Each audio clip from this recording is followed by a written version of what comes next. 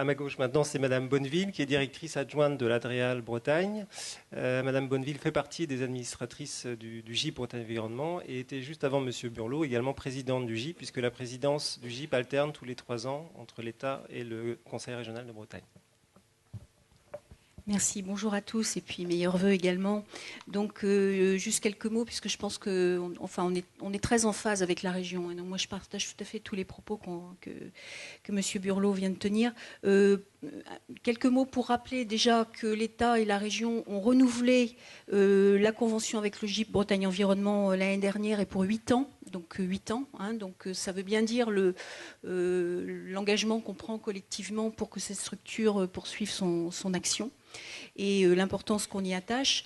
Je pense qu'à peu près tout le monde dans la salle, vous connaissez tous les outils du GIP Bretagne Environnement, mais il faut surtout ne pas hésiter à les faire connaître. Et je vous rappelle qu'il y a les sites internet, mais il y a le site de géocatalogage des études aussi, hein, qui est quelque chose de nouveau et qui est intéressant.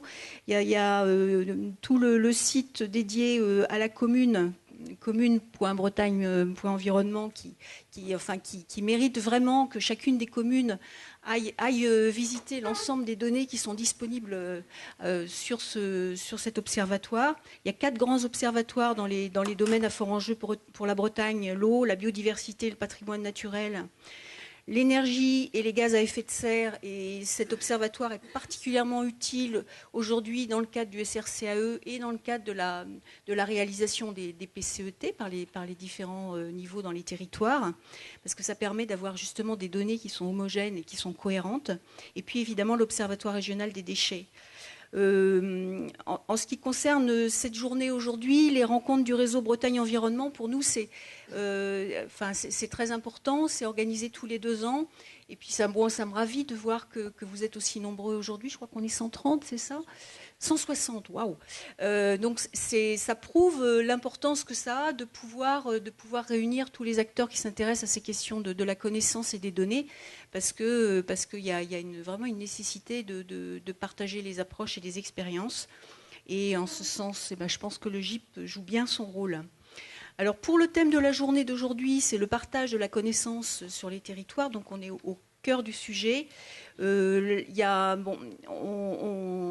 y avoir une enquête qui va vous être présentée. Hein. Alors, d'abord, en premier lieu, il y aura une enquête qui a été faite au niveau carrément national, hein, mais il y aura également une enquête qui a été faite par le GIP sur la Bretagne et qui a quand même réussi à répertorier 125 observatoires et encore sans prendre en compte le niveau des communes.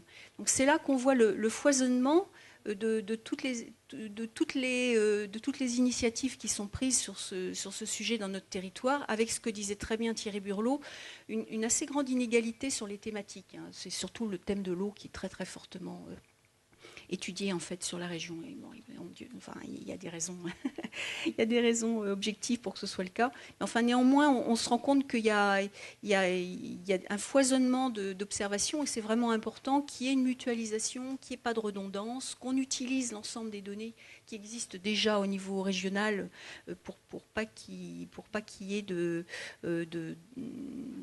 travail à plusieurs reprises sur un même sujet, quoi, de doublons, voilà. Alors dans cette enquête, c'est assez intéressant parce que, on vous la présentera dans le détail, hein, mais y a un certain nombre de choses qui sont sorties. Notamment, moi, il y a quelque chose qui m'a fait plaisir, c'est que globalement, tous les enquêtés ont considéré que les données publiques, l'accès aux données publiques était jugé satisfaisante. Donc je pense qu'on a fait quand même pas mal d'efforts sur ce sujet-là. Effectivement, je crois qu'il y a 10 ans, ça aurait pas été, c'est pas ça qui serait sorti. Donc c'est bien, on voit qu'au moins en Bretagne, je ne suis pas sûre que ce soit le cas dans toutes les autres régions, c'est pas très homogène là non plus, mais c'est vrai qu'on fait des efforts assez considérables et ça fait plaisir de voir qu'ils commencent à être reconnus. Et puis dans cette enquête, on voit aussi l'attente d'échanges entre acteurs de l'observation, et cette journée-là, elle répond exactement à cette attente. Donc là, je pense que c'est vraiment une bonne chose. Et puis cette question de la mutualisation aussi qui est au cœur du sujet et donc sur laquelle on va pouvoir travailler aujourd'hui. Alors en ce qui concerne les différentes interventions ce matin, on aura un focus sur Géo-Bretagne. Comme l'a dit Thierry Burlot, c'est important qu'on explique et qu'on réexplique l'intérêt de GeoBretagne, parce que c'est un outil qui pourrait sans doute être utilisé encore plus et encore mieux. Donc c'est vraiment nécessaire qu'on vous en reparle et que vous l'utilisiez au maximum.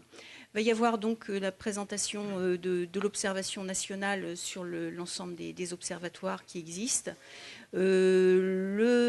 L'observation comme catalyseur de l'intelligence territoriale. Vous allez voir, on va prendre un petit peu de hauteur là, pour regarder ce sujet-là. Et puis, on a la chance d'avoir M. Moreau, le chef du service des statistiques du ministère de l'écologie, qui va venir. Donc, il n'est pas encore arrivé parce que son train est un petit peu plus tard, mais il va nous rejoindre très bientôt. Et moi, je suis ravie qu'il vienne partager avec nous son expérience, parce que c'est quand même un des grands monsieur de l'observation et de la statistique en France.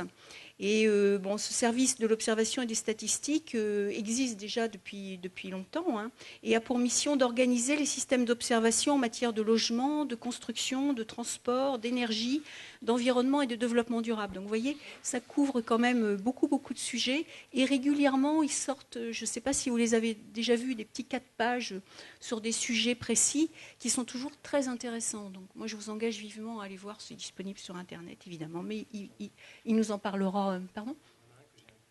Ah ben voilà, vous le verrez dans votre dossier, hein, c'est toujours des documents vraiment intéressants. Voilà, donc c'est tout ce que je voulais vous dire. On va tout de suite passer la parole à M. Roux, hein, mais je pense que Ronan va le présenter.